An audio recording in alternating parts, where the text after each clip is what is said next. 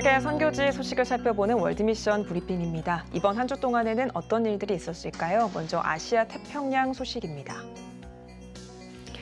대만의 지난해 12월 수출이 급감했습니다. 지난해 12월 수출 주문이 약 64조 2천억 원으로 지난해보다 23% 넘게 줄어든 건데요.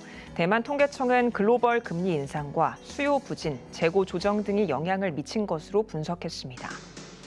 호주가 5달러의 도안을 변경합니다. 현재 5달러에 그려진 고 엘리자베스 2세 여왕 대신에 원주민 문화와 관련된 도안으로 바꾸기로 한 건데요. 다만 새 지폐의 도안을 결정하고 인쇄하는 데까지는 몇 년이 걸릴 것으로 보입니다. 일본 정부가 탈탄소 정책 추진을 위해 대규모 국채를 발행합니다. 올 가을에 탈탄소 사회 이행을 위해 10년 동안 약 200조 원의 국채를 발행한다고 하는데요. 자금을 조달해 재생에너지와 차세대 원자로 개발 등에도 사용할 것으로 보입니다. 다음은 유럽 소식입니다.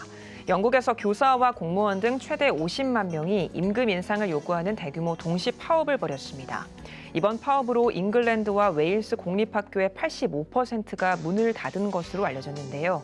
간호사와 구급대원, 철도 노조 등도 파업을 예고하고 있어 공공부문 파업은 당분간 이어질 것으로 보입니다. 세계 최대 규모인 노르웨이 국부펀드가 지난해 사상 최대 규모의 손실을 기록했습니다. 노르웨이 중앙은행에 따르면 지난해 투자 손실액은 약 200조 원으로 집계됐습니다.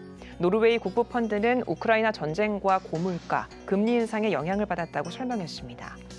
프란체스코 교황이 아프리카의 자원 식민주의를 비난하고 나섰습니다. 콩고 민주공화국을 방문한 교황은 아프리카의 목을 더 이상 조르지 말라며 탐욕의 독이 다이아몬드를 피로 물들였다고 전했습니다. 교황은 오는 5일까지 민주 콩고와 남수단을 차례로 찾아 평화 메시지를 전할 예정입니다. 마지막으로 미얀마 살펴보겠습니다. 미얀마 군사정권이 국가 비상사태를 연장했습니다. 쿠데타 수장인 민 아웅 훌라잉 최고사령관은 국가가 지속해서 시민 방위군의 테러를 겪고 있는 특수한 상황이라며 비상사태 연장 방침을 시사했습니다. 군정은 최근 반군부 진영 정당의 총선 참여를 사실상 차단하는 새 선거법을 제정하는 등 총선을 통한 장기 집권을 위해 속도를 내고 있습니다. 지금까지 월드미션 브리핑이었습니다.